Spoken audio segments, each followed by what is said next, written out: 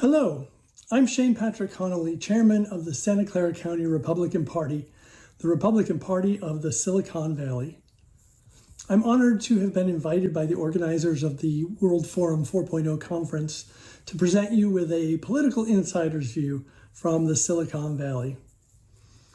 As Abraham Lincoln, the first Republican president of the United States, once said, "The best way to predict the future is to create it." And that's what's happening right here in Silicon Valley. Every day, people from throughout the region, a region which now goes beyond the 2 million people in Santa Clara County to encompass a 9-county area that includes over 7 million people. And they're working to create the future. Whether we're talking about the future of transportation, the future of energy, of data, medical devices, virtual reality, the future of the Internet of Things, of big data, Web 3.0, and blockchain technology. It's all being created here. Now, these creative forces don't happen in a vacuum. It's not mere chance that they happen here more than anywhere else on the planet. They happen within an ecosystem. It exists within a superstructure of free market capitalism, but it's not just capitalism. Of course, a lot of countries have capitalism, but the United States and California, for most of its history, have had 5 other key pillars. A relatively efficient and light regulatory structure, strong property rights, and efficient impartial courts to enforce them, decentralized power structures, a commitment to constitutionally guaranteed rights, the right to freedom of speech, freedom to gather, free press to hold those in power to account and keep them honest, domestic peace, stability and safety, or the rule of law.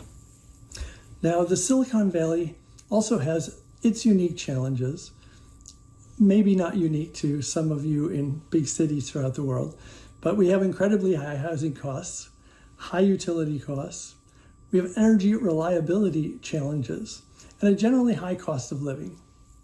Now, these are challenges that can be managed with innovation, with investment, and better policy. Now, on the upside, investment into the Silicon Valley remains strong for now. More than 20% of all angel investment in the United States, or $1.2 billion, flowed into the Silicon Valley and San Francisco in 2021, and the region had 9% of all initial public offerings, or IPOs, or $12.6 billion. Now, while these numbers remain encouraging, these numbers are from the joint venture Silicon Valley, the region has been losing net population due partly to the factors I mentioned around high costs, but also due to higher crime and other social ills. Now, these could spell trouble down the road. Since we've had unified democratic control in our state capital and in Washington, D.C., that means things are getting done, but if we're looking back to those 5 essential pillars of a successful United States, each one is being eroded by usually well-intended but severely misguided policy decisions. Now, I'll first address the regulatory environment. The regulatory environment in the United States and in California has grown much worse since the legislative and executive branches came under unified democratic control. Their zeal for regulation only grew stronger under their emergency powers adopted to fight the COVID pandemic. Now, here in California, in the past 3 years, an assembly bill was passed, Assembly Bill 5, and it directly interferes in the relationships that independent workers have with their customers. In an effort to punish big gig economy companies like DoorDash, Lyft, and Uber, platforms for individuals to earn money at their own convenience, the state outlawed dozens of types of independent jobs. Those of truck drivers, independent journalists, hairstylists, and many others who want to set their own work times, work hours, and conditions of work. It forces these independent workers to become employees. A law that was passed in this session of the state legislature establishes a new unelected board to dictate the pay and conditions of both employment and training at all large fast food chain restaurants in California. Now, on a national level, the Biden administration has, at the worst possible time, reversed many of the cuts to regulation that the prior administration had implemented. And they're busily writing and implementing even more regulations, like requiring lengthy permitting processes for critical energy and infrastructure projects. And this is just after signing a $1 trillion infrastructure investment package. We will get less for our money, and it will take longer. In the US, it can take 5 to 10 years to permit some of these projects already, while in other developed nations, these approvals take a mere 1 to 3 years. So those regulations are a huge burden on business, just as they are facing rapidly rising costs of labor and materials that get passed on to consumers in higher prices and the unprecedented inflation we're seeing. They impair our ability to remain energy independent and also hamper our ability to help our allies in Europe as they're cut off from Russia's gas supply. In contrast, when the Senate and presidency were controlled by Republicans, the government cut more regulations than they implemented, resulting in a freer, more resilient economy. Now, a return to Republican leadership in 2022 and 2024 could put us back on a good path. Property rights and court enforcement. Property rights in California, and particularly in the Silicon Valley, are being impaired by new laws like just cause eviction restrictions on the owners of properties available for rent or lease, measures to give government first dibs when it comes to selling property, government control of increases in rental rates, and attempts by government to commandeer luxury hotel rooms to house the unhoused, regardless of whether they are stable and mentally well. Now, as for our courts, California was suffering from a lack of personnel to get timely resolution of civil cases, and that was before the pandemic. The pandemic caused a massive backlog of as many as 1.4 million criminal and civil cases throughout the state. The courts are still working through these backlogs. Now, justice delayed can be justice denied, especially when one party has deep pockets and the other party has limited resources and cannot afford to be tied up indefinitely in court. Every new law that restricts property rights results in a court challenge that contributes to the backlog, as do excessive regulatory actions of the legislature. Reversing this trend can help spur more economic activity and reduce the burdens on our court system. The increase in regulatory burdens dovetails with my overarching concern about the concentration of power in both the federal and state governments and in large corporations. Injections of excessive control and administrative hurdles into the marketplace hampers our economy's ability to be resilient in times of crisis, and the ability of us to innovate quickly to meet the challenges of our age, like the Earth's changing climate. Now, worse still, big government has been colluding with big technology firms and big media companies to dampen or silence the voices of critics and skeptics. And big technology and big green businesses have been using their power to benefit themselves by steering billions of dollars in federal government overspending to them and to their cronies. This crony capitalism is the democratic equivalent of Russian oligarchy. No, we won't regulate and legislate our way out of the climate crisis and other crises, but we will innovate and adapt if we maintain our economic flexibility and resiliency and don't allow these sclerotic policies to continue. To fix this problem, we must elect leaders willing to limit the power and scope of our wildly overspending federal government and end regulatory overreach at the state level. Our federal government in Washington cannot possibly make the best decisions for 335 million people across 50 diverse states. In the same way, government in Sacramento cannot make the best decisions for every business and every person in California, whether they're in a rural mountain area, desert area, whether they're from our agricultural zones in Fresno County or a dense urban area in San Francisco. No, one-size solutions don't fit all. We only figure out a way of crises also if we're allowed freedom freedom of thought, freedom of conscience that flows from a culture of free speech. And that's where my fourth big concern lies. The erosion of our commitment as citizens of the United States to ideals of God-given, constitutionally protected freedoms like a free press, freedom of speech, freedom of religion, freedom of association, and by extension, the freedom to take risks and manage one's affairs and that of one's business without excessive interference by government, is a threat to our continued success and to the unifying fabric of our society. Our freedoms have been a hallmark of the United States. The risk-taking of an Elon Musk it has attracted, the bold exploration of space, the diligent iterating of a Thomas Edison, and the creative destruction that put a computer in nearly every American's hand. The creativity that flows from our freedoms has enabled unprecedented material success and technological advancement that's benefited people not just here in the Americas, but throughout the world.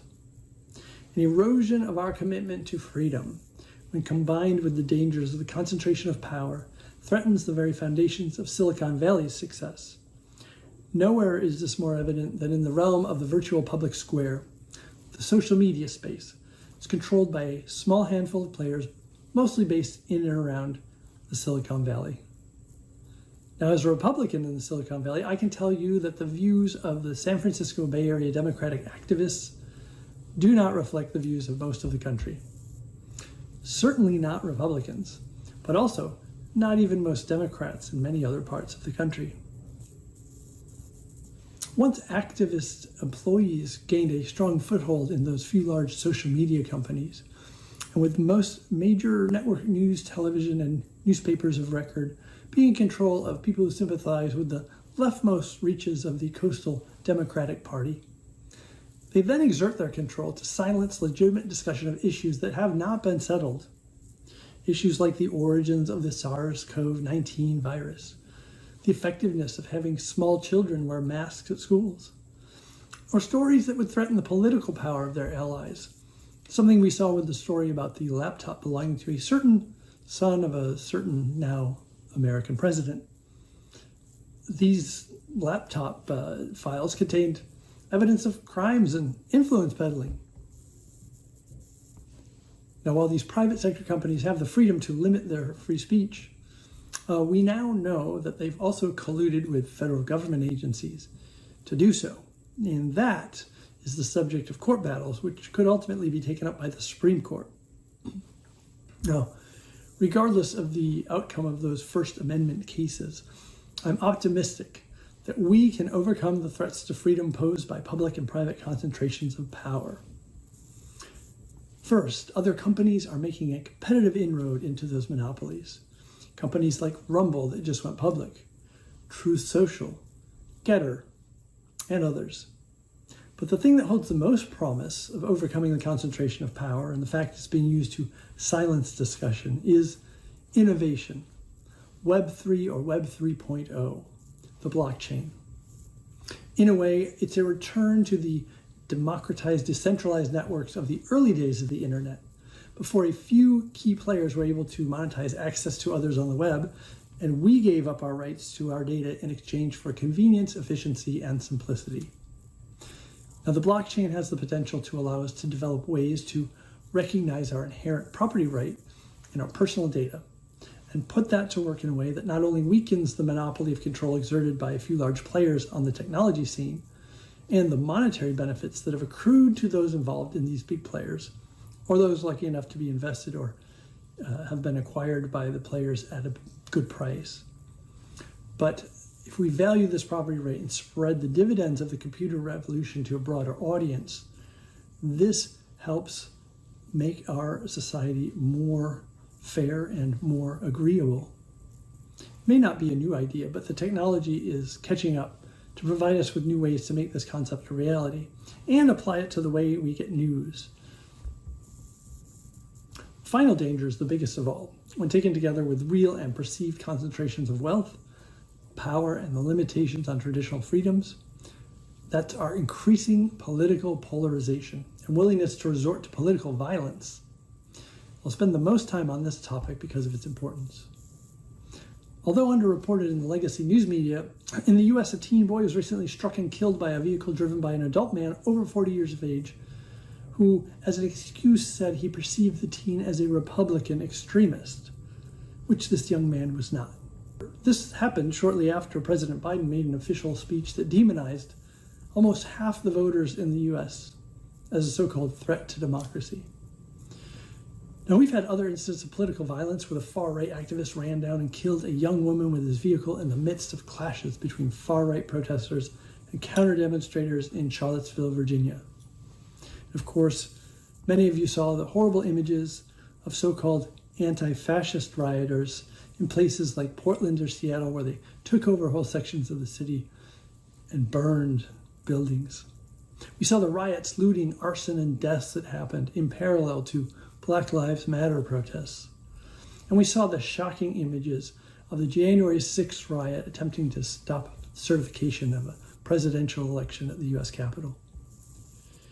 Our politicians must be willing to consistently and uniformly condemn any political violence in the United States, instead of playing politics with it, excusing behavior just because it's perpetrated by people who may hold similar views to ourselves. This conditional, equivocating approach to political violence has also been perceived or may have seeped into the enforcement and prosecution of laws. If we apply the law strictly to one group of rioters and handle another group of rioters gently, it shakes the very foundations of our legal system and calls into question the political impartiality of our prosecutors and courts. This sparks the likelihood of even more unrest and political violence. Now, even the violent, late far-left revolutionary Ernesto Che Guevara, not a man known for his advocacy of peaceful coexistence, he stated, "Where a government has come into power through some form of popular vote, fraudulent or not, and maintains at least an appearance of constitutional legality, the guerrilla outbreak cannot be promoted, since the possibility of peaceful struggle has not yet been exhausted." Now, in the United States, Democrats on the left and Republicans on the right have been too cavalier in calling elections fraudulent. If people feel they cannot accomplish their goals through the exercise of their freedom of speech and through their vote, this will spark the likelihood of even more political violence. Unless we uphold these bedrock values, a culture of free speech, fair and secure elections free from decisive fraud, willingness to fight for what we believe is best politically through peaceful means, recognizing the basic humanity and rights of our political opponents, we risk a serious devolution into violence if we decide we cannot abide other opinion or live peaceably with disagreement. What's the answer to this? First, politicians who exercise some self-control over their rhetoric. Stop demonizing whole classes of our opponents. Second, voters refusing to vote for politicians who turn a blind eye to violence on one side of the political aisle while actively pursuing accountability from those on the other side. The more one side or the other normalizes political violence, like the Democrats did through 2020 with respect to violence from the political left, it's a guarantee that equal and opposite reactions will eventually result, and we've seen this ugliness. The other part of the solution, law enforcement and prosecutors who consistently apply the law, and a press that approaches these issues with an even hand, not as a force to stir division or side with a particular party. We need maximum toleration for peaceful protest and maximum sentences for those who cross the line into violence and destruction. And if prosecutors aren't applying the law evenly and consistently, or they're tolerating violence, all voters of goodwill must put aside their differences and vote that person out. We saw this happen in San Francisco, a largely Democratic city, where they and Republicans and large numbers of voters of color voted out their district attorney. He had let violence and disorder take hold, and he refused to hold criminals to account. And now they have a new prosecutor who takes these things seriously. All of this fits with a general decline in law and order in our major cities throughout the United States. Some of the breakdown a result of bad policy. California and other jurisdictions passed laws that lowered the penalties for many crimes. Criminals took it as an opportunity to push their lawbreaking beyond the point the public would tolerate. We must reinstate firm punishments for violent crimes and crimes that erode our quality of life, and incentivize criminals to change their ways. Some of the breakdown in law and order is due to a surge in anti-police sentiment. In some jurisdictions where far-left Democrats led calls to defund the police, and they did, they saw violent crime spike upward. Now, the answer to this is to continue to fund the police, of course, while ensuring bad police officers are held to account, something on which Americans broadly agree, whether Republican or Democrat. Some of this is a result of police becoming less willing to aggressively enforce the law, since they feel they're under extra scrutiny and would face an unsympathetic public if something bad happened during an arrest. And this is due to the actions of a handful of bad police officers, together with sensational media coverage. But if we have transparent, fair systems of accountability, and if media takes responsibility for more circumspect reporting on incidents of police violence, good police officers can feel confident in doing their jobs to the fullest of their ability. Finally, I'd be remiss if I didn't mention the breakdown of law and order at our southern border. The United States is seeing record numbers of people pour into the country across our southern border. The Biden administration's policies have encouraged mass illegal entry into the U.S., with people from over 100 countries coming through, not just elsewhere in the Americas. It is empowering traffickers of people, and criminal cartels are pouring deadly fentanyl into the USA. In the last year alone, U.S. Customs and Border Patrol made contact with over 2 million migrants, and an estimated 900,000 likely entered without that contact. Some estimates put the total numbers entering between asylum seekers and those who snuck in at about 4 million, which would be the equivalent of quadrupling the population of America's 10th largest city, San Jose, in 1 year's time. We would go from 1 million to 5 million people if all those folks came to one place. It's obvious to any sane person that it's simply unsustainable. We're really setting up the migrants for a treacherous, possibly deadly journey to the U.S. and for the disappointment of being rejected by our asylum system. Because only 11% of all asylum seekers are actually determined to be eligible under U.S. law. Once they're determined ineligible, they would be returned to their home country under normal circumstances. But if they're not returned, and President Biden has said he has no interest in returning many of these folks, they wouldn't be able to legally work here. This leaves them at the mercy of the underground economy, and parts of that, like the drug trade and prostitution, are controlled by violent international gangs. This lack of a sensible approach to having a controlled legal immigration process just contributes to the sense of lawlessness that pervades the United States at the moment. We need a U.S. president who will put a halt to the chaos on the border and reverse course on his destructive open border plan. Now, innovators in technology like you know that crisis can create opportunity. In the same way it can create policy breakthrough. I see a fresh opportunity for both Republicans and Democrats to work together to craft a framework for a more orderly immigration system, one that creates safe pathways for more limited numbers of people to seek citizenship, that encourages people to apply for asylum at a U.S. embassy or consulate in their home countries, not by coming here just to get deported when their asylum request is denied. We need a system that rewards those who play by the rules and recognizes that our worker needs and the way people work have both changed. And our political leaders must be willing to talk with our neighbors throughout the Americas to create a broader, more sensible, seamless labor market. A labor market that allows highly skilled knowledge workers who work remotely to work throughout the Americas, perhaps in places where the cost of living is lower and their dollars would be welcome aid to economic development. Other types of skills are needed to fill openings for specific lengths of time with renewal options, after which they could return to their home countries with additional resources. An orderly system of cross-border work opportunity and settings could prove to be a win-win for both the USA and developing countries. It would also be a perfect opportunity for government to partner with Silicon Valley innovators to create the right mechanism for processing and tracking cross-border workers to ensure legal compliance. The pendulum had swung way too far in the direction of crime and chaos.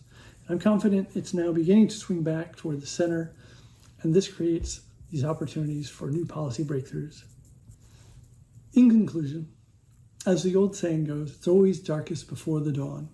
And I have faith that with a return to our fundamental roots as a nation of decentralized power, one of freedom and opportunity, that regulates efficiently, respects property rights, that universally rejects political violence and chooses to live peaceably with our differences, one that recognizes the importance of the rule of law, we can restore the luster of the golden lamp that has drawn so many from diverse places throughout the globe to enrich the colorful melting pot that is the United States of America, and to help us be ever increasingly and innovatively a force for good in the Americas and the world.